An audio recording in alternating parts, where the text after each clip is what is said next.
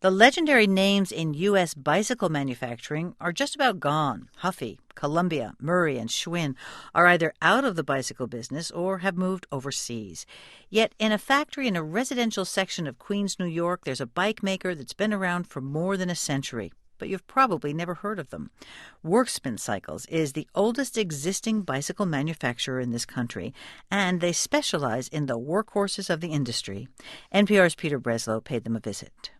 Next time you're in New York or some other big city and you buy a hot dog from a street vendor or see a pizza delivery guy riding by, check out their wheels. Chances are they're pedaling or pushing a Worksman, although the name may be tough to read.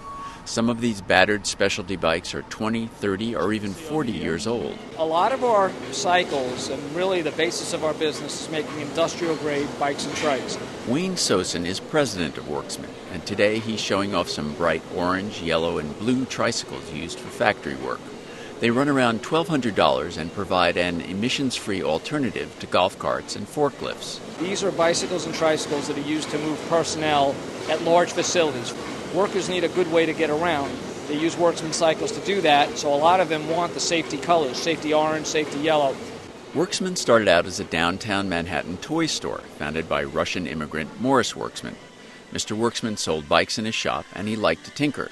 He made specialty gearing for Harley-Davidson and created vending carts for local merchants. One day, opportunity came ringing. Back in the 1930s, this little company called Worksman Cycles was approached by a newly formed company that nobody had heard of called Good Humor Ice Cream. And the Good Humor Ice Cream Company had a vision of doing this through a series of ice cream vending tricycles. And they went to Schwinn, and Schwinn said, I don't really think that's something we can do, but there's this small company in New York, they could do this for you. They already make these sort of things. For the next 40 years, Worksman continued to produce Good Humor carts. Along the way, they've added the factory tricycles, adult trikes for seniors, some heavy-duty recreational cruiser bikes, four-wheelers you might see commandeered by tourists on the boardwalk in Atlantic City, and dual-team trikes, where two riders sit side by side and pedal independently.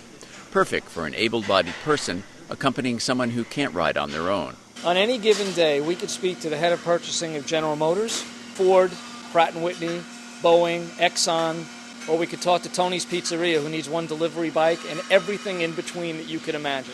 Wayne Sosin is sprightly with significant teeth and a penchant for the word green, which he uses to describe not only his bikes, but also the new rooftop solar panels supplying 25% of the manufacturer's electricity. He came to Worksman when he felt his ideas weren't being taken seriously enough at a larger company.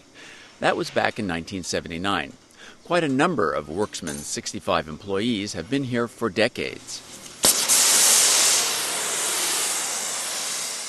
Errol Barrett learned his welding craft in Jamaica. He's just celebrated his 30th anniversary with Worksman. So do you ever see these bikes out on the street? I see this bike in Jamaica. I go to Jamaica on vacation, and there was a restaurant. I was walking out of a restaurant, a very exclusive restaurant, and there was a Worksman. I said to my wife, "That's a Worksman bike." She said, "How you know?" I said, "I made it." There's no other bike like that in the world. How can you tell a Worksman bike? They're outstanding. It's more like a Humvee compared to a car. These bikes, I must have made over 100,000 over the years. 100,000? Yeah, more. Some of these cycles can weigh 50 or even 100 pounds, so they won't match up well against your 19-pound carbon fiber Trek or Specialized. Then again, Worksman bicycles are just about indestructible. The company is still supplying replacement parts for bikes they sold back in the 1960s. According to Wayne Sosin, over the last 15 to 20 years, domestic production of American bicycles has dropped from 10 million a year to less than 500,000. And while Worksman still fabricates its bikes in this country, many of the companies that supply their components, like rims, spokes, and brakes, have moved overseas.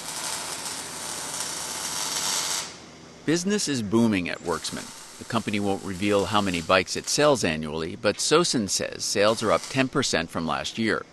He says manufacturers are looking to reduce fuel costs and maybe give employees a chance to work out a bit as they haul engine blocks across the factory floor. Not long ago, their hand-built three-wheeler got a boost when actor Edie Falco ordered one with a metal basket mounted on the back for carting her dog around. And then she showed it off on the Ellen DeGeneres show. Worksman is still pretty much a family operation. CEO Jeff Mishkin is the husband of founder Morris Worksman's granddaughter. And there are lots of familial relationships among the factory workers, too. Fathers and sons and cousins sort rivets and true wheels side by side. Roberto Combe, who supervises painting, has a brother in the assembly department. Today, Combe, in his navy T-shirt sporting the three-wheeled Worksman logo, is spraying cobalt blue over a bike dangling from a hook in front of him. Almost 20 years ago, he started out in the tire department. And I didn't know nothing about bicycles that much, so I used to change inner tubes in my garage. I thought I could do tires. Then they moved me up here, and then I just got the hang of it. Over here, we do everything handmade. That we got to make it perfect because it's us. We're doing it. You know what I'm saying? Over here, we take a little time, but you get a good cycle. Feels good. You know what I'm saying? I did that. I painted that bike. Then, like a master chef, Roberto Combe prepares to complete his metallic creation, baking his freshly painted bike in an industrial oven. A half hour at 375 degrees. Peter Breslow, NPR News.